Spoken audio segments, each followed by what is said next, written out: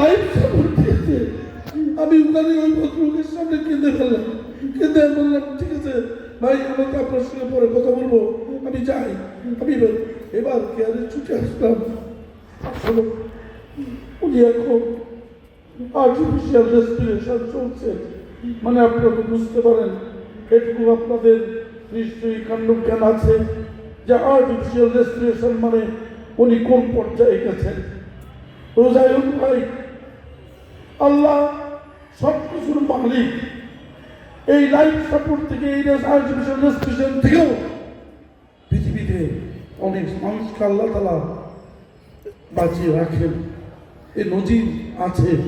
যেভাবে সারা বাংলাদেশ নয়, সারা পৃথিবীর থেকে ওনার জন্য দোয়া হচ্ছে, আমি মনে করি উনি আমাদের খুলে আবার ফিরে আসবেন। এ জাতি অভিভাবকই হবে। উনি যদি না ফিরে আসেন, আপনার সবাই দোয়া করব উনি আবার আমাদের সুস্থ হয়ে ফিরে আসুন, এই জাতিকে নেতৃত্ব দেন।